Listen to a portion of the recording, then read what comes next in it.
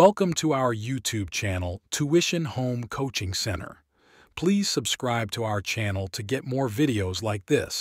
Thank you all.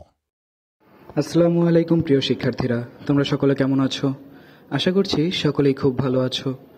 আজ আমরা দেখব সপ্তম শ্রেণীর ডিজিটাল প্রযুক্তি বইয়ের পৃষ্ঠা 68 এর সমাধান। তোমরা যারা এখনো আমার চ্যানেলটি সাবস্ক্রাইব করোনি তারা চ্যানেলটি সাবস্ক্রাইব করে নিও, তাহলে পরবর্তী পড়াগুলো তোমরা এই চ্যানেলে সবার আগে একসাথে পেয়ে যাবে। আর পূর্ববর্তী পৃষ্ঠার সমাধানগুলো প্রয়োজন হলে চ্যানেলের প্লেলিস্টে সেই পড়াগুলো দেয়া আছে, সেখান থেকে তোমরা তা দেখে নিতে পারো। তাহলে চলো শুরু করা যাক আমাদের আজকের পড়া। আমাদের আজকের পড়ার শুরুতেই রয়েছে আগামী সেশনের প্রস্তুতি। বাসায় গিয়ে আমরা কিছু বাস্তব সমস্যা খুঁজে বের করার চেষ্টা করব, যে সমস্যাগুলো বিভিন্ন প্রযুক্তি ব্যবহার করে সমাধান করা সম্ভব। বিশেষ করে কোনো নির্দিষ্ট রোবট দিয়ে সমাধান করা যাবে এবং সমস্যাগুলো তুমি খুঁজে বের করার চেষ্টা করতে পারো। এমন 5টি সমস্যার কথা নিচের ছকে লিখে ফেলো।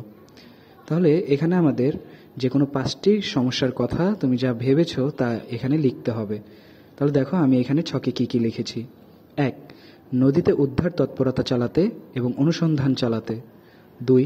কিছু বিরক্তিকর কাজ যেমন গার্হস্থ্য পরিষ্কার পরিচ্ছন্ন করা, বিপজ্জনক কাজ যেমন একটি আগ্নেয়গিরির মধ্যে অন্বেষণ করা, অর্থাৎ আগ্নেয়গিরির মধ্যে কোনো গবেষণা পরিচালনার ক্ষেত্র কোনো রোবট ব্যবহার করা যেতে পারে।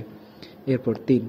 যেখানে শারীরিকভাবে মানুষ প্রবেশ করতে অক্ষম সেখানে রোবট পরিচালনা করা যেতে পারে, যেমন অন্য গ্রহের সন্ধান করা, অর্থাৎ মঙ্গল গ্রহে যেরকম রোবট পাঠিয়ে সেখানকার মাটি পরিবেশ গবেষণা করা হচ্ছে ঠিক সেই রকম। এছাড়া লম্বা পাইপের ভেতর পরিষ্কার করা। এরপর 4. বাগান থেকে ফল সংগ্রহ করা। 5. বীজ বপন, আগাছা নিয়ন্ত্রণ, পোকা শনাক্ত, ফসল কাটা ইত্যাদি কাজ রোবটের মাধ্যমে করা যেতে পারে। তাহলে শিক্ষার্থীরা, আমরা দেখে নিলাম পৃষ্ঠা 68 এর সমাধান। পরবর্তী পৃষ্ঠার সমাধানগুলো পেতে চ্যানেলটি সাবস্ক্রাইব করে আমাদের সাথেই থাকো। পরবর্তী পড়াগুলো তোমাদের জন্য খুব শীঘ্রই এই চ্যানেলে আপলোড করে দেওয়া হবে। ধন্যবাদ সকলকে।